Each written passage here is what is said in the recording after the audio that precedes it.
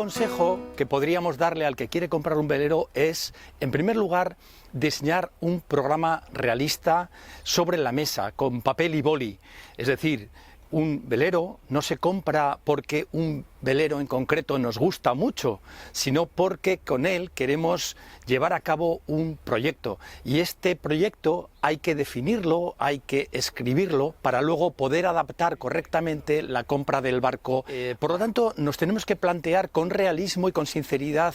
una pregunta previa que consiste en responderse a qué es lo que nos gusta hacer o qué es lo que nos gustaría hacer, y consecuentemente enseguida vamos a tener que responder otra pregunta, que es dónde queremos navegar y con quién vamos a navegar o con quién vamos a utilizar este barco. Surgen, como podéis ver, una serie de preguntas que es importante responderse objetivamente antes de elegir el barco que queremos comprar.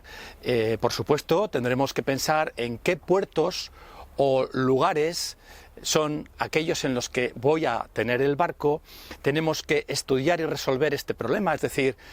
ver si realmente en estos lugares podemos disponer de un espacio adecuado para que el barco esté resguardado y bien mantenido en función de la disponibilidad de tiempo que tengamos. Otra cuestión muy importante es precisamente esa, de qué tiempo disponemos, porque la navegación, los barcos en general, aunque sean pequeños veleros, requieren dedicación, o al menos requieren dedicación para poder disfrutar razonablemente de esta adquisición que vamos a hacer, y al mismo tiempo para que el propio barco mantenga a lo largo del tiempo su valor. Por lo tanto, vamos a ir completando esta ficha y tendremos que hablar, como no, del presupuesto, pero no solamente del presupuesto de compra o de adquisición del barco, sino también del presupuesto de gastos corrientes y de mantenimiento, y probablemente cuando se trate de un barco de segunda mano de cierta antigüedad no tendremos más remedio que plantearnos un cierto presupuesto de adquisiciones y reposiciones para que el barco en el momento de la compra podamos relanzarlo. Y este presupuesto de mantenimiento, de gastos corrientes y tal vez de reinversiones en el barco, entre comillas, tenemos que hacerlo cuando menos a un plazo proporcionado a lo que es la compra de un barco, es decir, por lo menos, digamos, 3 años o tal vez 3 o 5 años, que es algo más o menos razonable, que permitirá que la compra no sea en ningún caso un despilfarro, aunque luego vayamos a vender el barco terminado este plazo razonable de tiempo. Y cómo no, en esta compra no podemos agotar nuestro presupuesto, porque siempre debemos de tener un margen razonable para resolver incidencias y para lo que en la vida común se llaman los gastos extraordinarios, ¿no? Bueno, todo esto es un primer aspecto general, que es la definición correcta del programa. Otra cosa muy importante, que cuesta mucho a veces, es pensar que vamos a comprar un velero y lo vamos a comprar pensando en lo que vamos a hacer o en lo que creemos que vamos a hacer habitualmente, pero no lo debemos de comprar pensando en aquello que tal vez hagamos a lo largo del año o a lo largo de los años. Esto es bastante importante. Por lo tanto, una vez completadas todas estas preguntas, que son lo que nosotros llamamos la definición del programa, un poco así jocosamente lo llamamos la ficha sociológica de la persona que quiere comprar un barco, a continuación tenemos que pasar a la elección de este velero que queremos comprar. Y para esto el mejor consejo que nos pueden dar muchas veces es comenzar por un, digamos, espectro abierto, porque en muchos casos lo que nos encontramos son con personas que se encaprichan de un barco, tal vez por su línea, porque han navegado en una ocasión en él o porque lo han visto en un varadero y esto les obsesiona, y es una especie de enamoramiento que hace que no sean capaces de alcanzar a ver otras oportunidades. Por lo tanto, a esto también le vamos a dar mucha importancia. Es mejor plantearse la compra desde un punto de vista un poco abierto, es decir, a lo mejor varios modelos, marcas y modelos, o incluso esloras dentro de un rango determinado de barcos diferentes, con presupuestos diferentes. También es importante, y esto es algo que en España a veces no se hace muy correctamente, pensar que este barco que queremos comprar para disfrutar de él debe de ser un barco que esté listo para navegar. Esto es muy importante porque en algunos casos, cuando se venden sobre todo barcos que han pasado tiempo en desuso o que han estado mal mantenidos, esto ocurre bastante en nuestro país, es importante pensar que una condición para esta adquisición es que el barco esté listo para navegar desde el momento en el que lo compramos. Es equivocado y resulta mal generalmente la compra de un barco que nada más adquirirlo nos tenemos que poner a limpiarlo en profundidad o a arreglar muchas cosas o tal vez a resolver problemas concretos del tipo que sea, porque en vez de disfrutar lo que hemos comprado en primera instancia es una preocupación o varias preocupaciones y un problema, y es un mal comienzo. Otra posibilidad que nosotros desde luego recomendamos, aunque esto tampoco en nuestro país es muy habitual y no se disponen muchos recursos, es intentar contar con una persona, con un asesor experto que tenga la competencia y el conocimiento suficiente para revisar completamente el barco y para emitir un informe, aunque sea abreviado, del estado en el que se encuentra el barco realmente, porque verá cosas que tal vez un usuario amateur no alcanza a ver en una primera visita del barco, verá cosas y podrá determinar cuáles son las posibles intervenciones que tal vez influyan hasta cierto punto en la negociación de esta compraventa a favor del comprador. Esto puede ser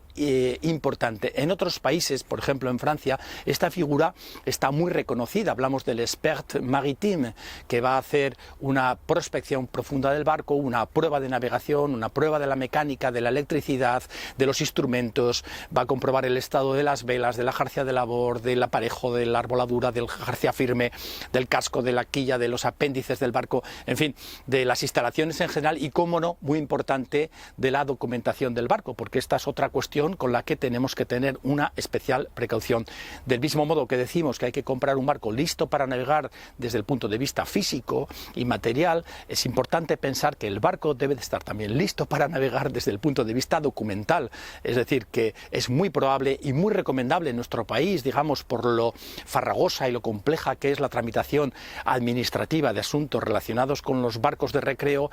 contar con un asesor. Estos asesores que forman parte, digamos, de un pequeño elenco de personas acreditadas que trabajan hace muchos años gestionando documentaciones de barcos. Nosotros conocemos a muchos, o a varios mejor dicho, que dan la garantía y aplicando una tarifa muy razonable, dan la garantía de que este barco está correctamente documentado y que a la hora de hacer esta transferencia no vamos a incurrir en ningún defecto que luego suponga problemas administrativos a la hora de utilizar la embarcación. Esto es más o menos una vista de conjunto. Hablando ya un poco más de lo concreto, si se trata de un barco de vela de una cierta antigüedad, lo que debiéramos de hacer es analizar, digamos, cada parte del barco en un capítulo diferente, ¿no? Podemos hablar de velas, jarcia de labor, es decir, escotas, drizas y cabos de maniobra, estado de los arraigos de la jarcia firme, es decir, cadenotes en todo punto, etcétera, estanqueidad de la cubierta, ahora estamos hablando del casco, estanqueidad de la cubierta, consistencia y calidad de todo el armamento de la cubierta, de la maniobra de vela y,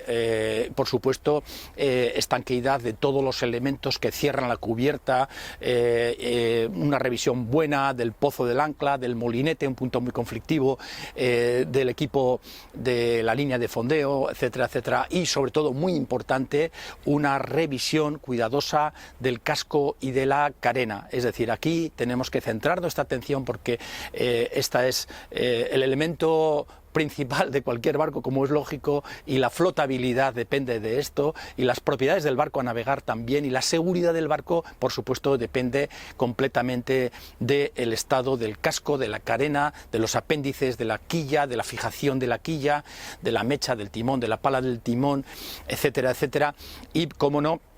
tenemos que pensar también en la estanquidad y la seguridad de todos los grifos de fondo, de todos los pasacascos, incluidos los de los instrumentos, de las válvulas, de los tubos, estas válvulas tan importantes que tienen que cerrar y abrir correctamente con mucha facilidad, todos estos pasacascos que puedan estar por debajo de la línea de flotación. Y de ahí pasaremos a la parte mecánica, que en el caso de los veleros es importante, aunque digamos que está en un plano equilibrado respecto a todo lo que hemos dicho. Es probable que si compramos un barco de una antigüedad importante, el motor sea un motor, entre comillas, viejito, es decir, la antigüedad del motor tiene, digamos, un peso importante porque el barco en su conjunto tiene una esperanza de vida, vamos a decirlo así, mucho mayor que la del propio motor auxiliar, que tendrá una esperanza de vida menor. Es decir, podemos ver hoy en día muchos barcos de vela de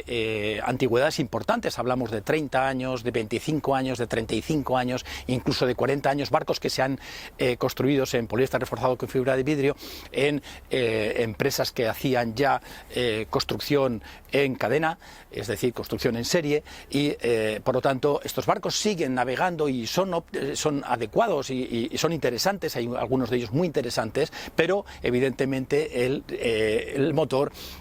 tendrá probablemente una antigüedad importante si no ha sido renovado o si no ha sido sustituido, ¿no? Y por último, pues queda toda la parte relativa al equipamiento de seguridad, a la electricidad, un tema muy complejo en algunos casos,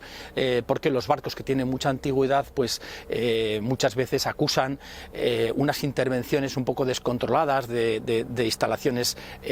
amateurs o semi-amateurs mal protegidas, desordenadas, olvidadas, a veces cableados inútiles que es conveniente eliminar, etcétera. Y como no, queda en el último capítulo, podríamos decirlo así, los instrumentos de navegación, lo que corrientemente o comúnmente se llama electrónica, aunque hay que tener muy en cuenta que en los barcos de presupuestos medios y bajos, la electrónica no es algo que le da un especial valor a una embarcación, porque digamos que es un equipamiento muy condicionado por una cierta, iba a decir, obsolescencia programada, pero en realidad un cambio en el mercado de este tipo de aparatos y la aparición de aparatos que ofrecen prestaciones nuevas y que hacen que estos aparatos que en un momento determinado fueron caros o muy interesantes, pues ahora, por ejemplo, puedan ser, a pesar de la inversión que supusieron en su momento, pues relativamente poco interesantes. Espero haber podido dar una visión rápida de conjunto de lo que puede ser la compra de un barco y nada más. El día es maravilloso.